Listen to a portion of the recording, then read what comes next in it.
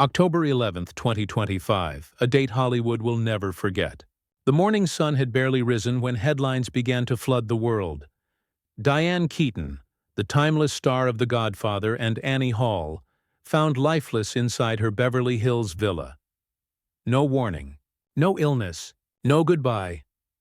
At first, it seemed like another tragic ending to a long, glittering career. But just 24 hours later, something shattered the calm.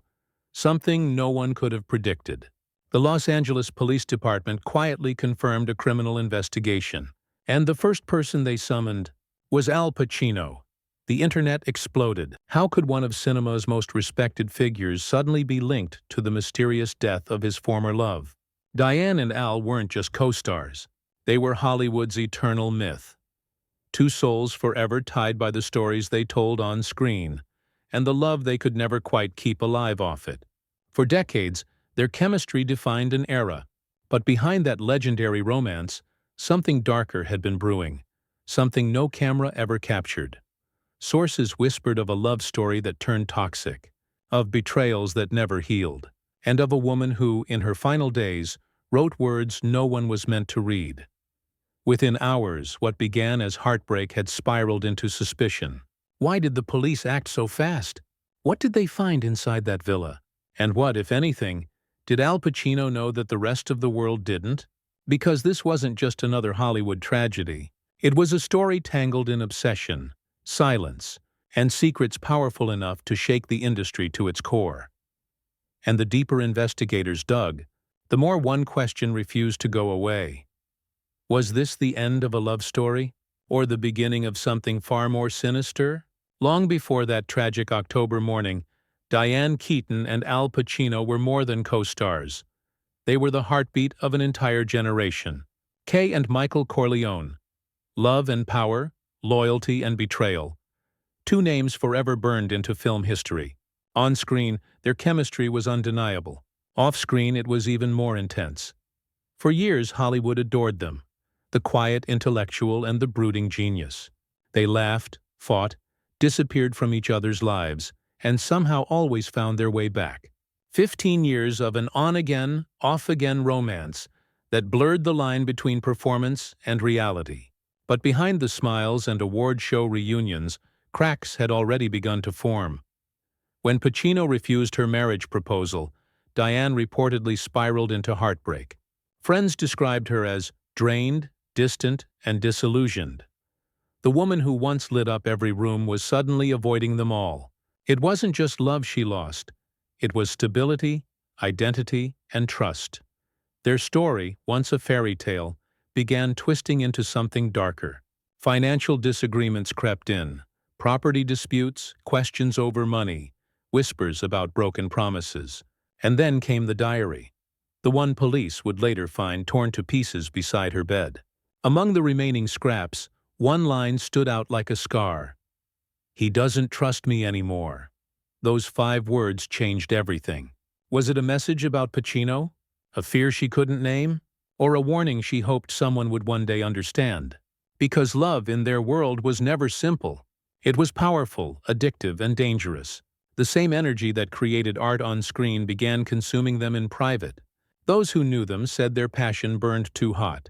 And eventually, every flame leaves ashes. By the time Diane retreated to her Beverly Hills villa, the bond that once defined them had turned into a haunting echo. Calls became rare, meetings shorter, yet somehow they were never completely done. Even after years apart, his name lingered in her life like unfinished dialogue, a love story without a final scene. And in her final days, that connection, fragile, fractured but unbroken, would return one last time. Only this time it wouldn't bring closure. It would bring chaos.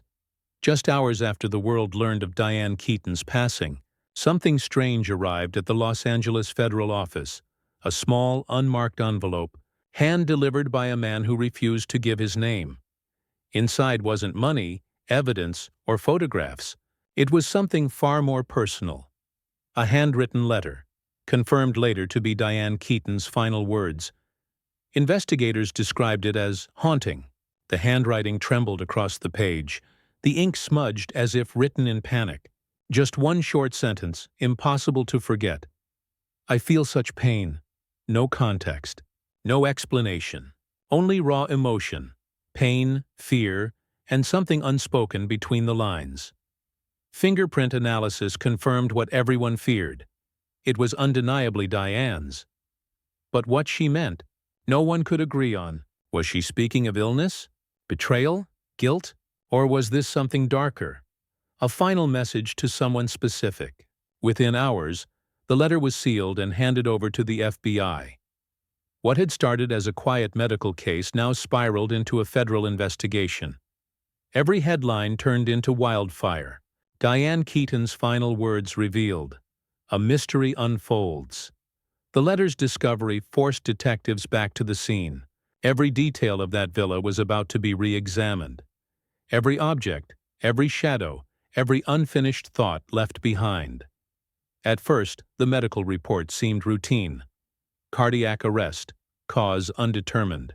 But when the forensic team stepped back into her bedroom, they noticed something the initial investigators had missed. Her diary, shredded, pages ripped out, only fragments remained, like desperate whispers of a mind in turmoil. One note, written hastily across a torn edge, read, "He doesn't trust me anymore."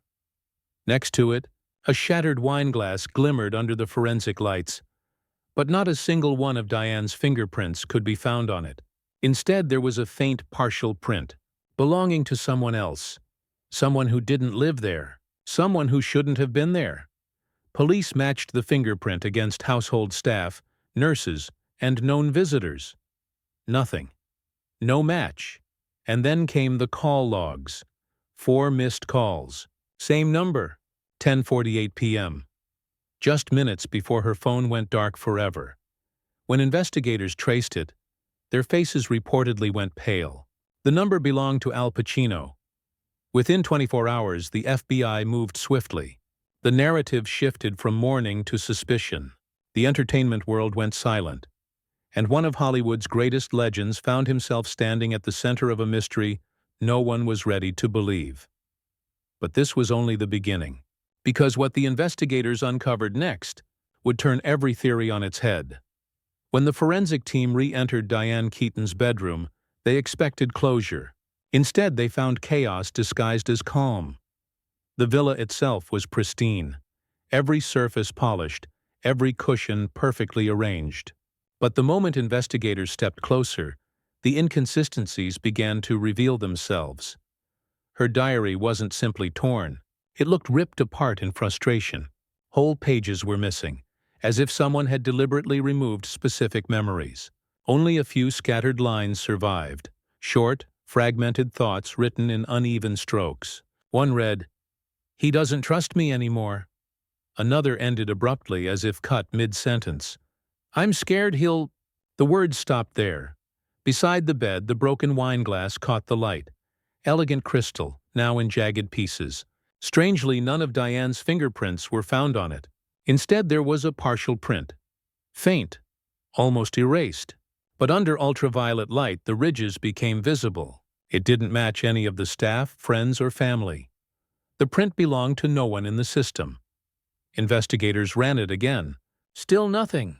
But the placement, on the stem of the glass, just beneath the rim, suggested someone else had been in that room close enough to hand her the drink, or take it from her. Across the room, her phone sat on the nightstand, screen cracked, battery drained. Data extraction revealed the final moments of activity. 4 missed calls, all within the same minute. The number, Al Pacino. The timestamp read 10:48 p.m. By 10:52, the phone signal went dead. Forensic analysts tried to reconstruct her last movements. No forced entry, no struggle, but subtle signs told a different story. A lamp tilted slightly, a drawer left open, smudged footprints on the marble floor leading toward the balcony. The autopsy offered even fewer answers. Official cause, cardiac arrest. But the lead pathologist noted elevated stress hormones and unusual signs of sudden distress. Not enough for foul play, but far too strange to ignore. The FBI's interest intensified. They ordered a full sweep of surveillance cameras around the property. And there it was. Footage that changed everything. At 9:32 p.m., a black Bentley was spotted leaving the villa's private driveway. The license plate? Registered to Al Pacino. It didn't prove anything, but it raised one impossible question. If he left the house around 9:30, why was he calling her an hour later? Was it guilt, panic, or something far more calculated? As the footage spread through the investigation team, tension hit a breaking point. What had once looked like a peaceful death now resembled the outline of a psychological thriller, one written not by Hollywood, but by real life. Detectives weren't just searching for facts anymore.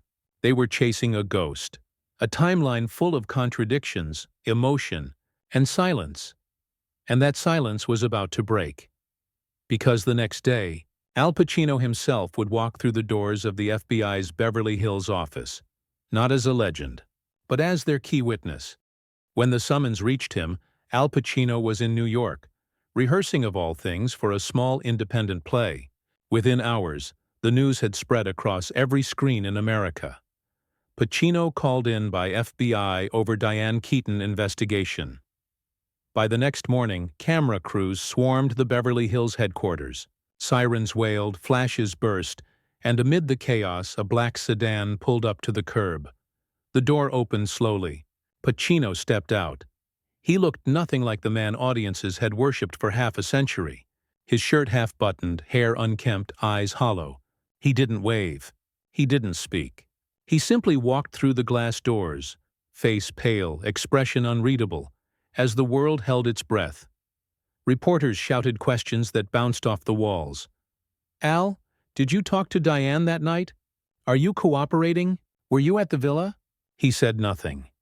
Inside, agents led him to a small interview room. For nearly 8 hours, the conversation unfolded behind closed doors.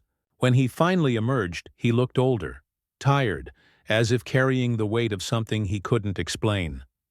One insider described the atmosphere as tense, but controlled. Pacino's voice, calm. His answers, careful. He insisted he was there to help, not hide. But even the investigators admitted his composure was unnerving. One officer later said, "He seemed distraught, but too calm. It was like he'd already rehearsed this scene." Outside, the press devoured every second. Clips of his arrival looped on repeat, dissected frame by frame. Was that grief or guilt in his eyes? Commentators argued endlessly. Fans defended him. Others demanded the truth. The FBI issued a single statement. "We are reviewing evidence related to the personal property of the late actress Diane Keaton." No further comment. But silence, in Hollywood, is never empty.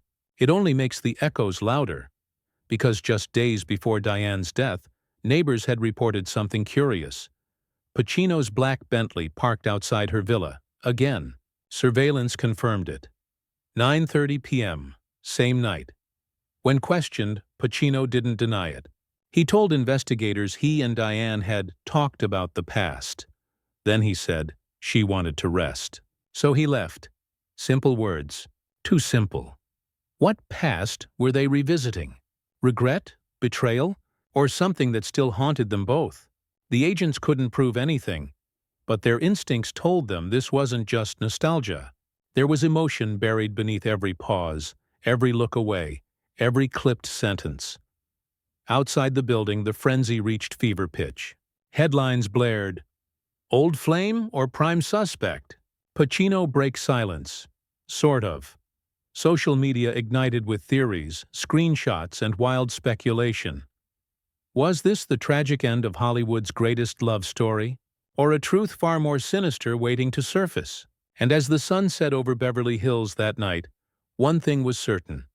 Al Pacino was no longer just a grieving friend. He had become the central figure in a mystery that refused to die. In the days leading up to her death, Diane Keaton had withdrawn from almost everyone. Friends said she was quiet but restless, spending hours alone in her villa surrounded by sketches, notes, and half-finished projects. To the outside world, she was simply enjoying solitude. But inside those walls, something heavier lingered.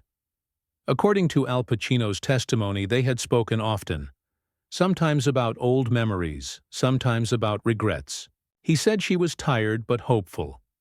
Yet the people closest to Diane painted a far different picture. Her nurse remembered the visits vividly. Mr. Pacino would come unannounced, she said. He'd sit for hours, sometimes not saying much, but when he spoke, his voice carried this control. Everyone felt it. At first it seemed like care. He arranged doctors, supervised therapy, even managed her schedule. But over time that concern began to feel like command. Visitors were screened. Calls filtered. Once, when a close friend came to drop off flowers, she was turned away. "She needs peace," Pacino allegedly said, his tone final. The nurse recalled another unsettling moment. The night he ordered all electronics shut off. Phones, Wi-Fi, everything. He said she needed quiet, she explained. But the house felt trapped. Neighbors noticed, too. Diane's lights stayed on at odd hours. Her once bustling villa had grown silent, and when she did appear outside, walking her dogs, her posture seemed smaller, her smile thinner. One described her as a woman who looked haunted by her own home. Still, Pacino claimed his intentions were pure. He was helping her heal, supporting her, protecting her from people who wanted to take advantage. Maybe he believed that. Maybe Diane did too. But to those who watched closely, it looked like something else. Affection turning into obsession. Even Diane's friends whispered about how his presence changed her. She became hesitant, anxious, constantly checking her phone. One friend recalled, "She used to talk about her next film project. Lately she only talked about him." And then a shift. A strange one. Suddenly Diane began discussing the sale of her beloved villa, the same home she'd poured decades of her life into restoring. She slashed the price within weeks, pushing brokers to close fast. No one could explain it. No one dared ask. That decision would set off the final chain of events. The sale, the last phone calls, the panic that hung over her final night. It was as if Diane was racing against something invisible, something she couldn't escape. Because when love turns into fear, there's no telling where devotion ends and danger begins. Diane Keaton's Beverly Hills villa wasn't just a house. It was her masterpiece, a historic property she spent years restoring, down to every chandelier and century-old stone. Friends said she used to call it her quiet rebellion, a sanctuary away from the chaos of Hollywood. So when that villa suddenly appeared on the market, insiders were stunned. Valued at $29 million, the listing itself made headlines. But what shocked everyone wasn't the price. It was the urgency. Within just 3 weeks, Diane slashed the price by nearly 30%. For a star of her stature, that was unheard of. In a booming real estate market, nobody understood why she was so desperate to sell. An anonymous broker who handled luxury listings in the area later said, "Someone like Diane doesn't lower prices like that unless there's a reason. A serious one." The documents only added to the mystery. Every contract, every transaction was marked with the same note in Diane's handwriting. Urgent sale. Priority to immediate buyers. No explanations. No follow-up. Just speed. And then came the whispers. That she wasn't doing it for herself.